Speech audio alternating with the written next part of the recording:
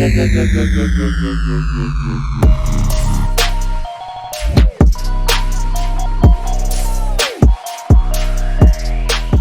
going on, YouTube? It's the Green Shiz here. Hope everybody had an amazing Christmas, because I know I did. That's for sure. Also today, the Rams won their game. They're in the playoffs. Matthew Stafford's fourth time. I cannot wait to see him succeed in the playoffs. I'm a big football fan. Born and raised in Metro Detroit. Grew up being a Lions fan. I still watch their games to watch them struggle. They lost again today, but I love the LA Rams. This year, this is new because Matthew Stafford went there. Big fan of him and his family. So I watched every single one of their games this year, and they're going to the playoffs. So that's that. That's my sports feel that you'll get today. But just going to show you some of the Christmas presents I have received from my own purchases on eBay. And just a reminder to everybody, do not let your listings end in the middle of the night on eBay. Whether it's Eastern time, Western time, like you want them to end at a time that isn't the middle of the night anywhere in the United States. These 6 slabs I purchased were about $40 a piece. They ended around 1 a.m. Eastern Standard Time. So 10 p.m. Western Time, but still not good because you're eliminating a lot of the United States by doing it in such a late time block.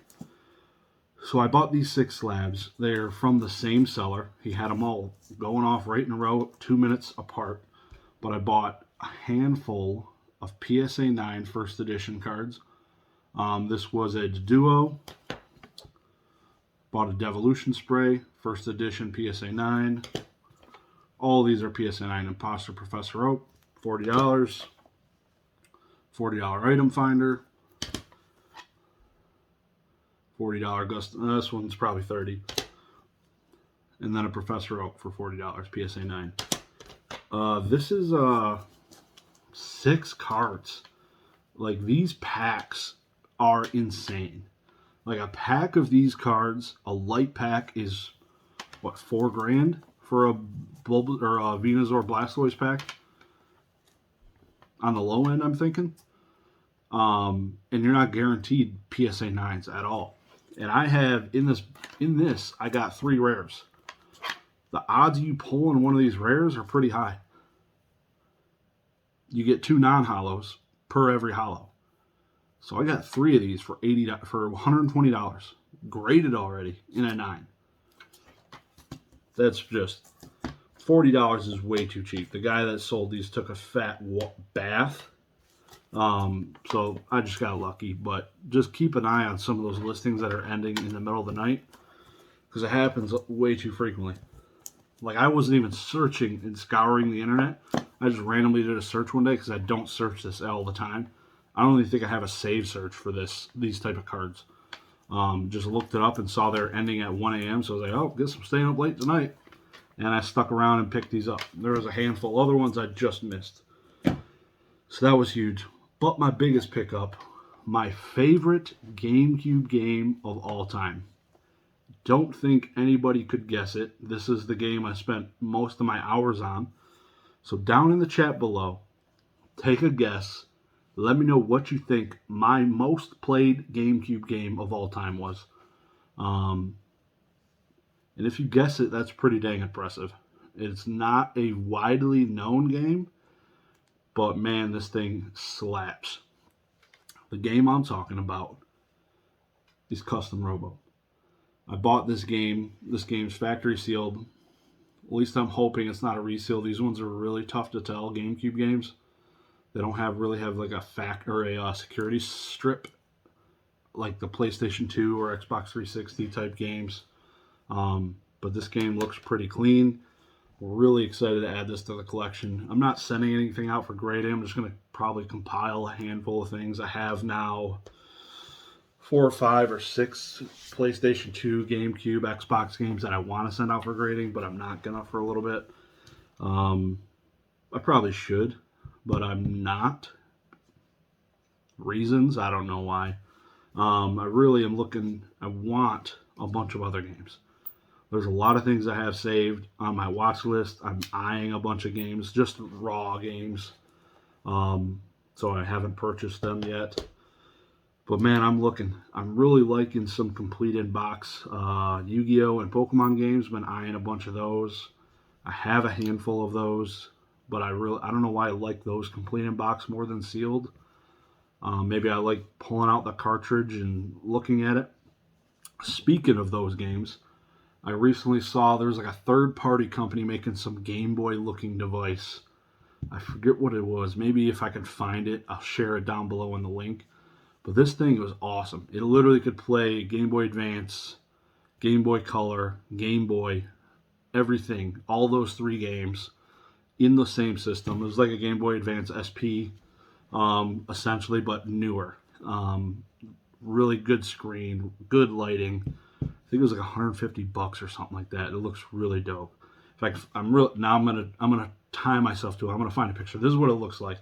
So I'm gonna scour the internet. I scoured the internet to find this picture. So look at it. It looks cool. I'm definitely not affiliated in any way, so I probably need to buy this so I can play some of my CIB games. That would be really cool. Because I really enjoyed the heck out of playing some of these games. I mean, I've been talking about getting a Switch recently. Probably don't plan on doing that until the kids get a little older. And the Switch will then probably be replaced by something else. My oldest kid's only 3, and she could probably play some games, but it wouldn't be well. So I'll probably wait a year or two for that. She plays some Rocket League and can barely hit the ball now. Whether that's a good or a bad thing, I don't know. But yeah, so I'm thinking I might get one of those Game Boys. They're pretty sick looking. It looks just like the old school Game Boy colors. So that'll be sweet. But yeah, man, video games are definitely still piquing my interest. I have been watching, and a lot of that stuff going on. So definitely keeping up on some of those games. It is going to be like Christmas here very soon. PWCC, again, just a reminder, they're having their first ever weekly auction in January, and that's coming up. They're going to be doing weekly auctions from now on with a Premier auction monthly. And Premier is like hyper expensive cards, like insanely priced cards that the 1% is buying. But their weekly auction is going to encompass everything else, and I think it's a great move for them for that. Instead of having 6, 7, 8,000 card blocks going off in 50 minutes, like literally 50 minutes, all those cards would end. And so this should limit it quite significantly. Maybe it'll be a quarter the size, which would be better. It would be, I think the last one was still 5,000 cards, so a quarter of that's what, 1,250. That's a lot more respectable. Weekly, you're going to be getting a lot of sales still. Like even if it is a quarter of the size, it's more frequent. Things are happening more. There's going to be more eyes on it. Like Heritage Auctions is having weekly trading card sales. So a lot of people have started watching those. It's entertaining. The way they do Heritage is pretty entertaining because the way they do it a card at a time. PWCC unfortunately is going to be going with the same process. They're going to have their pretty much their post bidding, like their what's it called? Individual lot closing windows. So when it first ends, so it ends at 7:30 p.m. Pacific Standard Time. No, it ends at 7 p.m. Pacific Standard Time. So when it first ends 10 p.m. Eastern, 7 p.m. Pacific. It ends at 7. Then there's the first 30-minute block. You can only bid on the items. Again, just like when we were doing monthlies, it's going to be the same exact way. So you need to get your bid in before 7 p.m. Pacific, 10 p.m. Eastern, in order to participate in the later closing windows to get your final bids in, essentially. So it'll be good. I think the limited, it has to be, it's going to be smaller quantities. It's not going to be 5,000 cards a week. So it'll be a lot easier to look at. You'll be able to find those cards you want easier. Like I did the math, I forget what it was, but it was like 9 hours of time you needed to spend almost 9 hours you needed to spend to look at every card for the matter of 4 seconds or something like that. Nobody had that time to look at every single Pokemon card. So this will be a little more doable. Looking forward to it. I think it's going to be a home run, honestly. The buyer's premiums, whatever for the buyers. Buyers, it's basically the same for us. You buying a card, you're just going to factor in the 20% into the price, so it's almost a wash. The seller's the one who's going to be paying a little bit more fees now, so you might be seeing less awesome cards pop up, but it also is going to weed out a lot of junk slabs in the future. So now, these weekly auctions, you're going to probably see a bunch of junk slabs getting sent up. Just people dumping them off, or they're going to be sending them back home because it's not worth the 20% fee you're about to pay. So that'll be nice, not having to weed through all the junk slabs also. So maybe that the combination of the weekly auction and now the 20% fee for less than a $50 slab, we're going to have a really fine-tuned quality auction block, I think.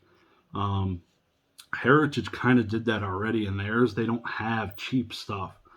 Their cheapest is usually like a PSA 7 shadowless Gyarados, and it's usually about $100 card. So that's completely respectable.